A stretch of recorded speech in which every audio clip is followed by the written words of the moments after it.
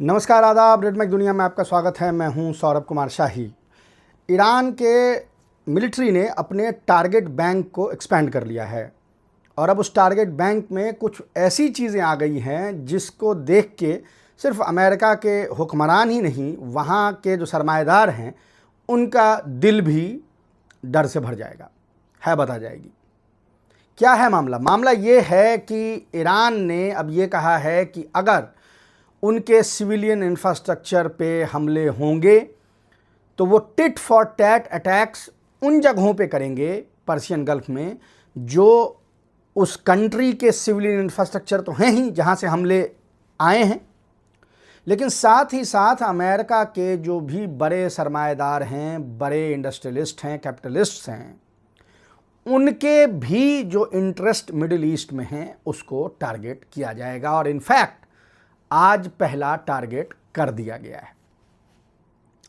बहरैन में अमेज़ॉन का एक एआई डेटा सेंटर है, बहुत बड़ा, इस रीजन के टॉप डेटा सेंटर में से एक है। ईरान ने आज उस पर हमला किया है और उसको पार्शियली डिस्ट्रॉय कर दिया है। हालांकि अभी इसकी पुष्टि होनी है कि वो पार्शियली डिस्ट्रॉय हुआ है या फुल्ली डिस्ट्रॉय हो गया है, लेकिन उस पर हमले हुए हैं। एलन मस्क के भी जो कुछ सेंटर्स हैं, स्पेशली जो उनका जो स्टारलिंक इंटरनेट सिस्टम है, उसके जो ग्राउंड स्टेशंस हैं वो भी इसी खित्ते में हैं और वहाँ भी वार्निंग दे दी गई है कि अगला हमला उस पे होगा अगर ईरान में सिविलियन इंफ्रास्ट्रक्चर को टारगेट किया जा रहा है। पिछले 2-4 दिनों में हमने देखा कि जैसे ईरान में एक डिसैलिनेशन प्लांट को टारगेट किया गया, तो कुवैत में भी ईरान ने भी एक डिसैलिनेशन प्लांट को टारगेट किया। जिस तरह ईरान में इलेक्ट्रिक इंफ्रास्ट्रक्चर को टारगेट किया गया, तो कुवैत में एक जो इलेक्ट्रिक स्टेशन था उसको टारगेट किया गया। और इनफैक्ट कुवैती हुकूमत ने जो पोर्टेबल जनरेटर्स हैं उस पे उनको शिफ्ट होना पड़ा है।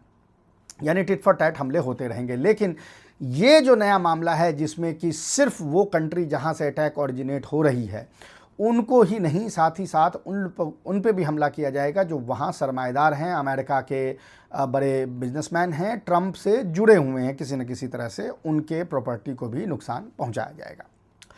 बहरैन में जो एआई डेटा सेंटर था अमेज़ॉन का, उसको इसलिए टारगेट किया गया है क्योंकि ईरान ने अपने स्टेटमेंट पे ये कहा है कि इस एआई सिस्टम, ये जो डेटा सेंटर है वो उस एआई सिस्टम को होस्ट कर रहा था जिसकी हेल्प से अमेरिकन मिलिट्री ने सिविलियंस जो हैं उनको टारगेट किया, यानी सिविलियंस जो मारे गए वो, और साथ ही साथ जो माल का नुकसान हुआ वो भी उन्हीं एआई सिस्टम से टारगेट किए गए जिनका डेटा सेंटर, जिनके सर्वर्स या जिनके बैकअप इस डेटा सेंटर में हैं।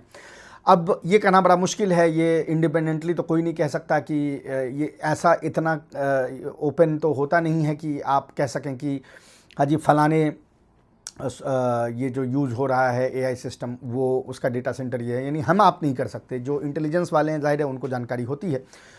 तो अब इसको किस तरह से पिन पॉइंट किया है ईरान ने, ये ईरानियन इंटेलिजेंस ने, ये हो सकता है बाद में पता चले, 10 दिन के बाद में न्यूयॉर्क टाइम्स में कोई खबर आ जाए कि इस तरह से उसको ज़ीरो इन किया गया, या वॉशिंगटन पोस्ट में खबर आ जाए। वॉशिंगटन पोस्ट हालांकि आजकल वही ओन करते हैं जो अमेज़ॉन ओन करते हैं, तो देखें उसमें क्या कॉन्फ्लिक्ट ऑफ इंटरेस्ट रहता है। एनीवे, लेकिन मामला ये है कि अब जद में इसके अलावा एलन मस्क का जो भी रीजनल सेंटर्स है वो भी आ गए हैं। देखें, ये करने से ईरान बेसिकली 2 चीज़ें अचीव कर रहा है। अव्वल तो ये अचीव कर रहा है कि बहुत लोग ये कहते हैं कि देखें नुकसान तो कुवैत का हो रहा है जी, नुकसान तो बहरैन का हो रहा है जी, ये क्या बात हुई कि आप अमेरिका के मेनलैंड पे हमला नहीं कर सकते हैं तो आप कुवैत पे हमला करें। अल्टीमेटली इस आर्ग्यूमेंट, ये स्पेसियस आर्ग्यूमेंट है। आपने अपनी ज़मीन दूसरे पे हमला करने के लिए दी तो दूसरे आप पे हमला करेंगे क्योंकि उस ज़मीन से हमला ओरिजिनेट हो रहा है। आप गुस्सा दिखाएं, कुछ भी करें। अभी फ़िलहाल पिछले 3-4 दिनों से कतर और ओमान थोड़ा गुस्से में हैं ईरान के अगेंस्ट में कि भाई हमारे यहाँ क्यों कर रहे हो। अरे आपके यहाँ इसलिए कर रहे हैं क्योंकि आपके यहाँ से अटैक ओरिजिनेट हो रहे हैं। ऐसा थोड़ी ना है कि ओमान में अमेरिकी जो है वो सोल्जर्स नहीं रह रहे हैं, वहाँ भी रह रहे हैं। तो इसीलिए उनका टारगेटेड असैसिनेशन करने की कोशिश की गई। वहाँ जो एक होटल के टॉप फ्लोर में कमरे पे जो अटैक किया गया वो इसलिए किया गया है। तो वो जो आर्ग्यूमेंट है पर्शियन गल्फ के कंट्रीज़ का, वो आर्ग्यूमेंट यहाँ पे ईरान के सामने सस्टेन नहीं करता है। लेकिन दूसरी चीज़ भी यहाँ पे हो रही है। देखें, ये जो तमाम पर्शियन गल्फ के कंट्रीज़ हैं, इनको ये अपने फ्यूचर में इन्वेस्ट करने की कोशिश कर रहे हैं। इनको पता है कि तेल का बूम अनदर 30 ईयर्स, 20-25-30 साल रह सकता है, उससे ज़्यादा नहीं रह सकता है। जब वो नहीं रहेगा तो फिर आपकी क्या ज़रूरत है? आप क्या हैं? ये जो मिडिल ईस्ट के कंट्री हैं, इसमें ओमान को छोड़ दें तो बाकी जो ये देश हैं, ये क्या हैं? ये ग्लोरीफाइड पेट्रोल पंप हैं। ये तो है नहीं कि ये कोई ईरान है, कि इनका कोई बड़ा लिटरेचर पे इन्होंने काम किया है, कि इनके पोएट हैं बड़े बड़े, या ये सिनेमा बहुत गज़ब बनाते हैं, या स्पोर्टिंग सुपर पावर हैं। कुछ भी नहीं है, पेट्रोल पंप हैं ग्लोरीफाइड। तो इन्होंने सोचा कि अगर ये डाइवर्सिफाई करें, ये डेटा सेंटर और ये तमाम चीज़ें यहाँ पे जितना बनाएंगे, तो जो ये न्यू इकॉनमी है, ये जो जिसको फोर्थ इंडस्ट्रियल रिवॉल्यूशन कहा जा रहा है, इसको will get a pi of this, इसमें हमारी भी हिस्सेदारी रहेगी। ईरान जब इन डेटा सेंटर्स पे हमला कर रहा है तो वो दो चीज़ कर रहा है। अव्वल तो वो नुकसान पहुंचा रहा है अमेज़ॉन को, यानी अमेरिका के जो सरमाएदार हैं, वो जो ट्रंप को सपोर्ट करते हैं, उनको नुकसान पहुंचा रहा है। दूसरा, वो इन देशों को भी नुकसान पहुंचा रहा है, क्योंकि भाई देखिए, कैपिटलिस्ट तो अपना देखेगा कि मेरा बॉटम लाइन कहाँ पे है। कैपिटलिस्ट को इससे क्या मतलब है कि आपकी उससे दोस्ती है या नहीं दोस्ती है, वो देखेगा कि भाई वो सिक्योर कहाँ है, उसका पैसा जो है वो फल फूल कहाँ रहा है। अगर उसको ये लगने लगेगा, अगर जेफ बेजोस को लगने लगेगा कि भाई मेरे डेटा सेंटर जो हम मिडिल ईस्ट में बना रहे हैं वो एक मिसाइल या एक ड्रोन दूर हैं ख़त्म हो जाने के, तो वो बिलियंस ऑफ डॉलर्स क्यों लगाएगा? वो उठा के कहीं और लेके चला जाएगा। वो भारत लेके आ जाएगा, पाकिस्तान लेके चला जाएगा, चाइना लेके चला, कहीं भी लेके चला जाए, वो उसको तो पैसे से मतलब है। तो ये बेसिकली ये जो मिडिल ईस्ट के कंट्री जो डाइवर्सिफाई करने की कोशिश कर रहे हैं, और इनको ये लग रहा है कि ईरान पीछे रहे और हम आगे निकल जाएं ये करके, और हम अपने यहाँ पर दूसरे देश की फ़ौज जो हैं वो भी रखें और हम डेवलपमेंट करें। ईरान उसको कह रहा है कि नहीं, तुम्हारा यही डेवलपमेंट एक मिसाइल पे जो है वो बेस्ड है। इन डेटा सेंटर्स पे हम मारेंगे।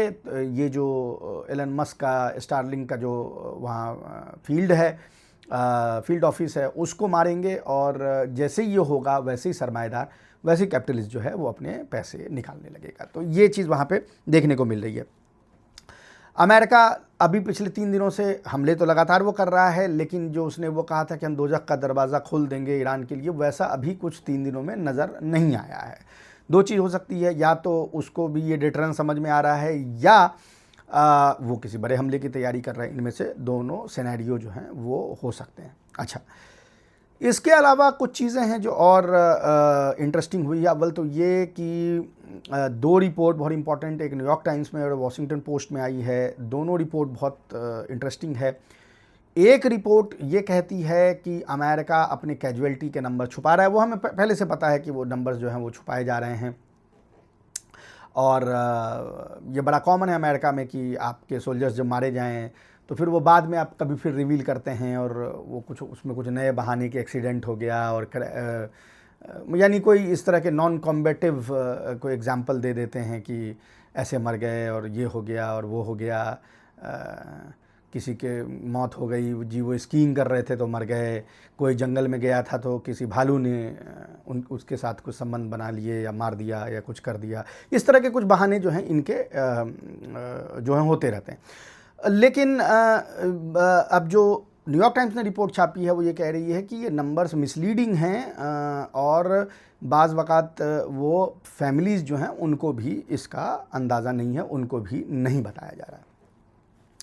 जो वॉशिंगटन पोस्ट में रिपोर्ट आई है वो ये कह रही है कि अमेरिका की इंटेलिजेंस, जो उसकी नेशनल इंटेलिजेंस एस्टीमेट है, उन्होंने आज सुबह वहाँ के जो राष्ट्रपति हैं डोनाल्ड ट्रंप, उनके टेबल पे एक रिपोर्ट रखी है, और उसमें ये कहा है कि उनको ऐसा नहीं लगता कि इन हमलों से ईरान अपने पोजीशन जो है वो सॉफ्ट कर लेगा, यानी डिप्लोमेसी में पोजीशन सॉफ्ट कर लेगा। मामला क्या है? देखिए, मामला ये है कि फुल फ्लेजेड वॉर पे अमेरिका भी अभी नहीं जा रहा है। उसके पीछे 2 रीज़न है। पहला तो मैंने आपको कल ही बताया था, कल के वीडियो में एक्सप्लेन किया था कि किस तरह उनके प्लेन्स और वो तमाम चीज़ें दूर जाके दूसरे बेसिस पे हैं, और वहाँ से वो करने की कोशिश कर रहे हैं अटैक, और वो उतना सक्सेसफुल नहीं है, और उनके बेसिस जो हैं वो ईरानी मिसाइल के जद में आ रहे हैं। लेकिन एक और चीज़ है, दूसरा ये है कि नंबर ऑफ़ मिसाइल्स जो हैं वो भी अमेरिका के पास कम हो गए हैं। हम बार बार ये कहते आ रहे हैं कि भाई आपने 3 महीने की मोहलत, 2 महीने की अगर मोहलत ली तो आपने कितने मिसाइल बनाए? 6, क्योंकि 3 का रेट है पर मंथ आपके मैन्युफैक्चर का। तो वो चीज़ भी आपको यहाँ पे देखने को मिल रहा है कि नंबर ऑफ़ मिसाइल्स उतने हैं नहीं कि वो आप जो हमला कर सके। अब ये हालत हो गई है कि डोनाल्ड ट्रंप अपने इंटरव्यू में नंबर्स नहीं बता रहे हैं, अब वैल्यू बता रहे हैं। कह रहे हैं $250 मिलियन का हमने बम गिरा दिया। अरे $250 मिलियन का आपको क्यों बोलना पड़ रहा है? आपके बम महंगे हैं, 5-5 मिलियन, 2-2 मिलियन डॉलर्स के हैं। आपके मिसाइल महंगे हैं, 20-20 मिलियन डॉलर के हैं, 10-10 मिलियन डॉलर के हैं, 3 मिलियन डॉलर, 1 मिलियन डॉलर से कम तो कुछ भी नहीं है। तो इसलिए आपको ये नंबर्स बताने पड़ रहे हैं। दूसरा ये कि ईरान का अपना असेसमेंट ये है कि अभी इनको इनफ पनिश नहीं किया गया, क्योंकि अगर इनको इनफ पनिश नहीं किया जाए तो ये हर कुछ 10 दिनों पे घूम घूम के हमले करता रहेगा। तो एक चीज़ वहाँ पे देखने को मिल रही है। दूसरी चीज़ कि मिसाइल्स के बारे में जो अमेरिका को या ईरानियन कैपेबिलिटी के बारे में अमेरिका को जो भी चीज़ बताया गया वो सही नहीं था। हमने जब पिछले साल हमला हुआ था तब भी हमने ये बात कही थी और बताई थी कि किस तरह जो ईरानियन अटैक्स हैं वो बड़े प्रिसाइज़ हैं, बड़े पिन पॉइंट हैं, लेकिन जानबूझ के जो यहूदी लॉबी अमेरिका में है उसके चुंगल में जो जर्नलिस्ट हैं या उसके हिमायती जो जर्नलिस्ट हैं ये फेक न्यूज़ देते रहे कि नहीं नहीं उसकी तो एक्यूरेसी ठीक नहीं है और वो तो 20 मीटर पहले जाके गिर जा रहा है और इसमें कोई हमला नहीं हुआ, इसमें कोई नुकसान नहीं हुआ है, फलाना ढिमकाना। इनफैक्ट भारत में भी आपको इस तरह के लोग मिल जाएंगे, अरे कुछ नहीं, खाली मिसाइल मार रहा है, खाली ज़मीन पर लग रहा है, अरे जी कुछ नहीं हो रहा। हुआ यूँ कि वही जो प्रोपेगेंडा के केस में होता है कि प्रोपेगेंडा दुश्मन के लिए होता है। जब प्रोपेगेंडा पे आप खुद बिलीव करने लगते हैं, जैसे मोदी जी और करने लगे हैं आजकल वो पिछले कई सालों से, तो वो फिर क्या होता है कि मिलिट्री कॉन्फ्लिक्ट में फिर आप एक्सपोज होने लगते हैं, जो भारत के केस में भी हो रहा है कि आप अपने प्रोपेगेंडा पे ही बिलीव करने लगते हैं। तो वही चीज़ यहाँ डोनाल्ड ट्रंप के साथ भी हो गई है। इतने जो इजराइल हामी लॉबी ने बताया कुछ नहीं है जी, हमला करो और बस देखो उनके मिसाइल तो लगते नहीं हैं, वो तो पहुंचते नहीं हैं, हम तो इंटरसेप्ट कर लेते हैं, कि इन्होंने ये जंग छेड़ दी। अब मिसाइल उनसे रुक नहीं रही, मिसाइल हर जगह जाके लग रही है, इतना पिन पॉइंट एक्यूरेसी है कि वो छुपा भी नहीं सकते। चीन जो है वो इमेज रिलीज कर दे रहा है। कल मैंने एक इमेज देखी है एक हैंगर की, हैंगर के अंदर जो हिस्से हैं उसमें भी पिन पॉइंट लोकेशन पे अटैक हुआ है। ये इतना अब वो आपको देखने को मिल रहा है। इनफैक्ट नए किस्म के मिसाइल्स यूज हो रहे हैं और ये वॉर के दरमियान नए किस्म के मिसाइल बनाए जा रहे हैं। एक नई मिसाइल जो अभी कुवैत पे और बहरैन पे लगातार यूज हो रही है वो और इनफैक्ट उसको यूज किया गया है जो अमेरिकी बेसेस उर्दन में है, जॉर्डन में, उस पर भी उसको यूज किया गया है। वो बड़ा इंटरेस्टिंग है। वो उसमें 2 मिसाइल्स के, यानी खैबर सिक्कन मिसाइल और हज कासम मिसाइल के डिफरेंट पार्ट्स को, एक का बूस्टर और एक का जो पेलोड होता है, यानी जो उसकी जो हिस्सा फूटता है जाके, पेलोड जिसको कहते हैं, उनको मर्ज किया गया। क्योंकि एक की कैपेबिलिटी ये है कि वो फास्ट मूव करता है और पेनिट्रेशन भी उसकी फास्ट होती है, लेकिन उसका पेलोड जो है वो उतना इफेक्टिव नहीं है। और दूसरे की ये थी कि उसका पेलोड इफेक्टिव है लेकिन वो फास्ट मूव नहीं करता, तो इसलिए टर्मिनल फेज में सरफेस टू एयर मिसाइल उसको रोक लेती है। अब इन दोनों को मर्ज किया गया है, एक का हिस्सा एक दूसरे का हिस्सा मिला के मिसाइल ऐसी बनाई गई है जो कि जिसका पेलोड भी ज़्यादा है और जिसको रोकने में भी अमेरिकी सरफेस टू एयर मिसाइल जो हैं उनको मुश्किल पेश आ रही है, चाहे वो अमेरिकी बेसिस पे हो या और जॉर्डन में, या जो कुवैत और बहरैन पे हमले हो रहे हैं। तो ये भी दरमियान में चल रहा है। तो जाहिर है कि ये जो इन्फॉर्मेशन अमेरिकन उसको प्रोवाइड की गई वो इन्फॉर्मेशन सही नहीं थी। यानी वो इन्फॉर्मेशन जो है वो जानबूझ के इस तरह से दी गई कि डोनाल्ड ट्रंप को लगा कि ईरान की सलाहियत है नहीं और हम उस पर हमला करके आराम से निकल सकते हैं। तो इस वीक ये 2 चीज़ें जो हैं वो ख़त्म हो गई। अव्वल तो ये कि वो जो रेड लाइन एक था कि भाई चलो ठीक है मिलिट्री जगहों पे हमला कर रहे हैं, वो रेड लाइन अमेरिका ने क्रॉस किया, सिविलियन इंफ्रास्ट्रक्चर पे हमला कर रहे हैं वो, तो ईरान ने भी ये हमला करना शुरू कर दिया। अब ये ball is in the court of Persian gulf countries. वो क्या चाहते हैं? वो अमेरिका के साथ रहना चाहते हैं और अपने इंफ्रास्ट्रक्चर डिस्ट्रॉय करवाना चाहते हैं, या आप एक रीजनल एक मैकेनिज़्म बना के इस युद्ध को रोकना चाहते हैं।